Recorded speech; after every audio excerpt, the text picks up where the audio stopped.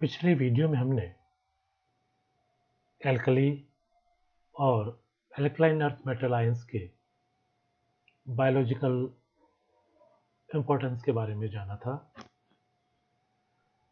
आज के इस वीडियो में हम कैल्शियम की क्या जैविक महत्ता है इसके बारे में विस्तृत में चर्चा करेंगे। हमारे शरीर में कैल्शियम की आवश्यकता किन किन कामों में होती है? वो है मसल कॉन्ट्रैक्शन अर्थात मांसपेशियों में संकुचन। मांसपेशियों में जो संकुचन की क्रिया होती है वह कैल्शियम के कारण हो पाती है। इसके अतिरिक्त तंत्रिका चालन यानी कि नर्व कंडक्शन में भी कैल्शियम की भूमिका होती है।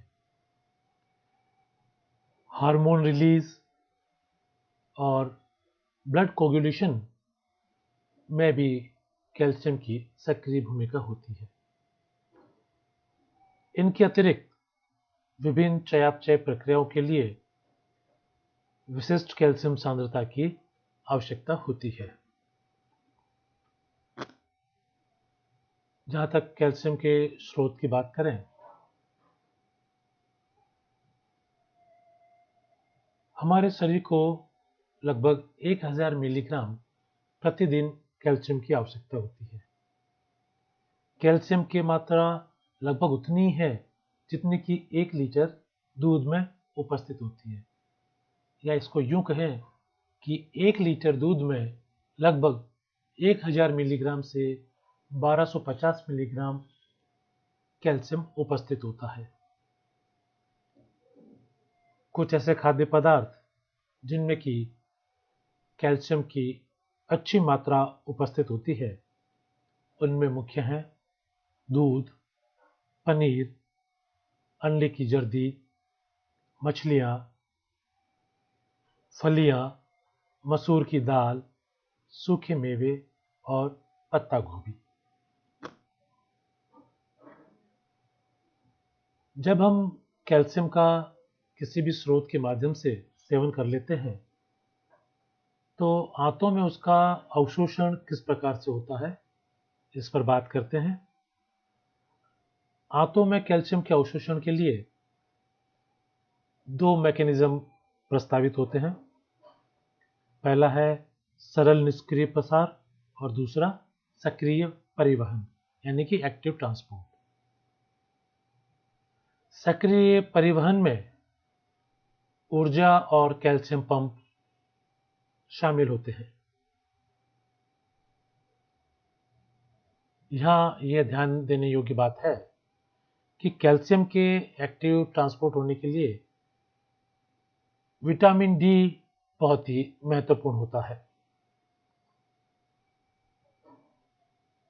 सक्रिय कैल्शियम परिवहन आंत्र कोशिका में कैल्बिडिन प्रोटीन की मौजूदगी पर निर्भर करता है और इसका जैव संश्लेषण पूरी तरह से विटामिन डी पर निर्भर करता है।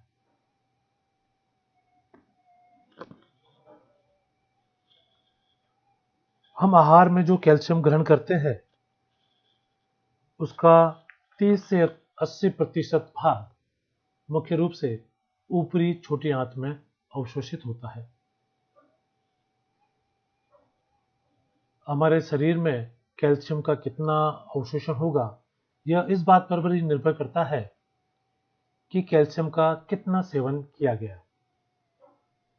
यदि कैल्शियम का सेवन कम होता है तो ग्रहणी में संक्रिय ट्रांससेल्यूलर कैल्शियम परिवहन बढ़ जाता है और निष्क्रिय प्रक्रिया की तुलना में सक्रिय प्रक्रिया द्वारा कैल्शियम का एक बड़ा भाग अवशोषित किया जाता है। आहार कैल्शियम की पर्याप्त या उच्च मात्रा होने पर जेजुनम और इलियम में निष्क्रिय कैल्शियम का अवशोषण होता है।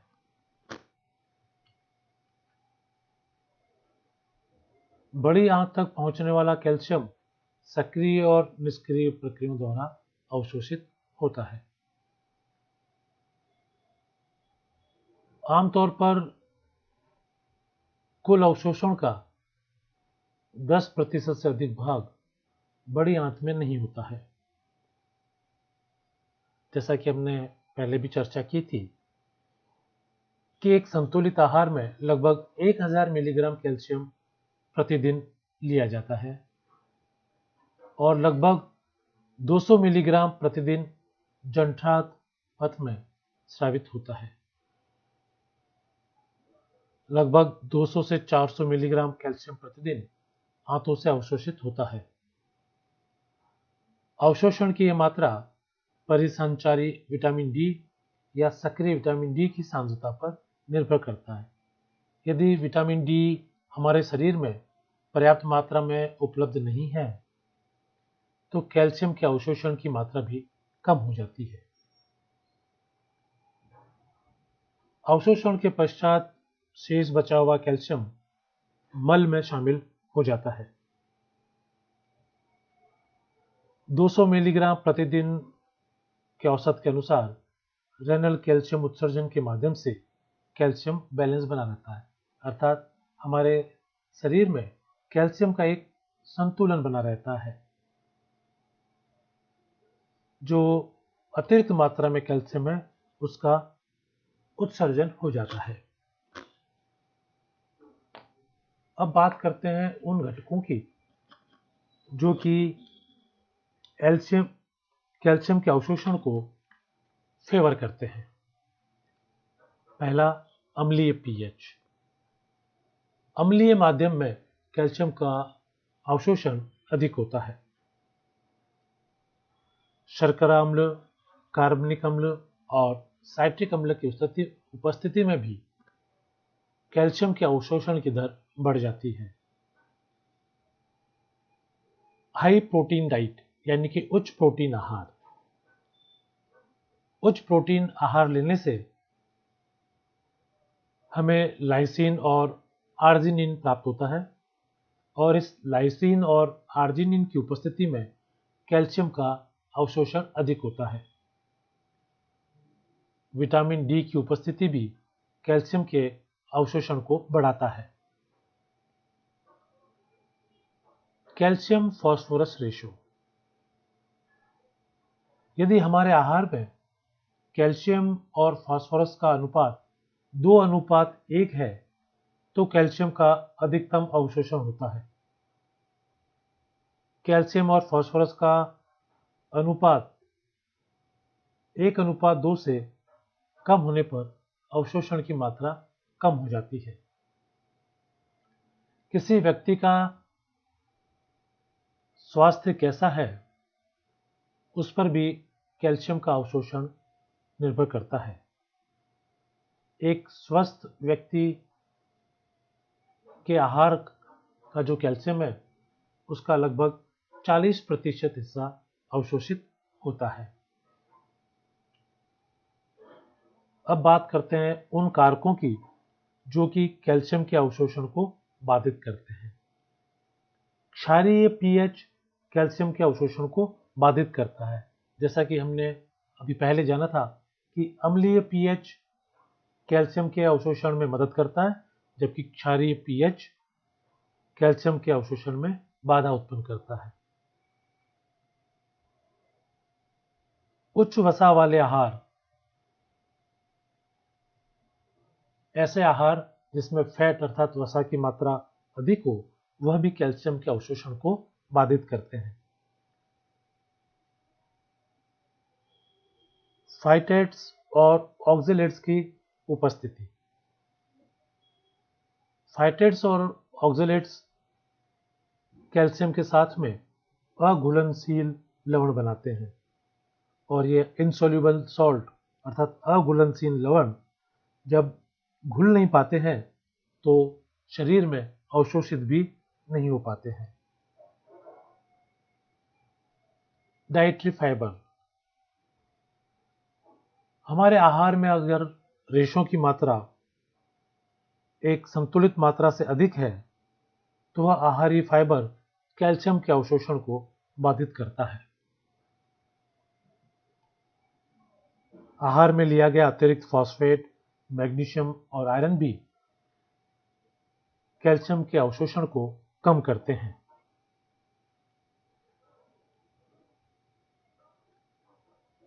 कैल्शियम के अवशोषण को बाधित करने वाले कारकों में अगला है कैल्सिटोनिन। यह कैल्सिटोनिन विटामिन डी की सक्रियता को रोकता है, और जब विटामिन डी की सक्रियता रुकती है तो अप्रत्यक्ष रूप से कैल्शियम का अवशोषण कम हो जाता है। बढ़ती हुई उम्र भी कैल्शियम के अवशोषण में बाधा उत्पन्न करता है। 50 वर्ष से अधिक की उम्र के लोगों में कैल्शियम के अवशोषण की दर कम हो जाती है। आंतों में सूजन संबंधी विकार भी कैल्शियम के अवशोषण को रोकते हैं। अब बात करते हैं कि हमारे शरीर में कैल्शियम का वितरण किस प्रकार से होता है। एक वयस्क मानव शरीर में लगभग 1000 से 1100 ग्राम कैल्शियम होता है। कैल्शियम की यह मात्रा 27.5 मोल के लगभग बराबर होती है। कैल्शियम का 99% हिस्सा हड्डी में होता है। एक तरह से शरीर का सारा कैल्शियम हमारी हड्डियों या अस्थियों में ही होता है। रक्त में कैल्शियम का स्तर सामान्य रूप से 9 से 10 मिलीग्राम प्रति डेसीलीटर होता है। हमारे शरीर में जितना भी कैल्शियम है उसका लगभग आधा हिस्सा मुक्त आयनित कैल्शियम होता है। लगभग 9% विभिन्न आयनों के साथ संयुक्त होता है, अर्थात हमारे शरीर का लगभग 9% calcium bicarbonate, citrate, phosphate, lactate और सल्फेट के रूप में होता है, और शेष रहा 41% कैल्शियम सीरम प्रोटीन से जुड़ा होता है। तो मोटे रूप से ये कह सकते हैं कि 50% कैल्शियम मुक्त आयन के रूप में, 9% कैल्शियम विभिन्न आयनों से जुड़ा हुआ रहता है, और शेष बचा हुआ 41% सीरम प्रोटीन से जुड़ा होता है। कुल कैल्शियम का मुक्त आयनित कैल्शियम जो कि लगभग 50% है, वही हमारे शरीर में महत्वपूर्ण घटक है। प्लाज्मा में आयनीकृत कैल्शियम सांद्रता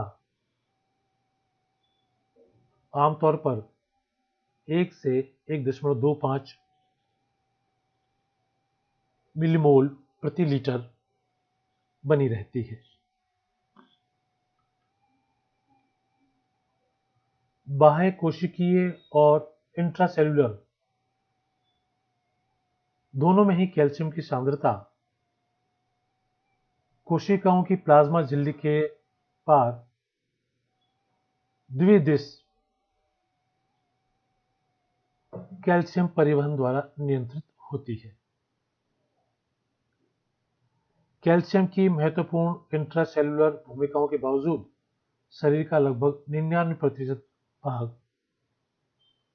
कैल्शियम का हड्डियों में होता है।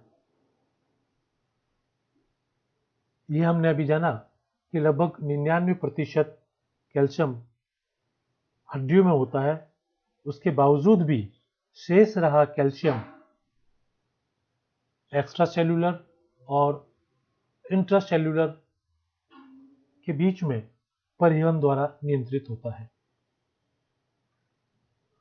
मोटे तौर पे हड्डियों की कैल्शियम का 1% ECF के साथ स्वतंत्र रूप से एक्सचेंजेबल होता है, और यह कैल्शियम संतुलन के दौरान बफरिंग के लिए उपलब्ध होता है। इसे इस प्रकार समझ सकते हैं कि जब कभी कोशिका में कैल्शियम की मात्रा में कमी आती है तो हमारी हड्डियों में उपस्थित कैल्शियम कोशिकाओं को दिया जाता है।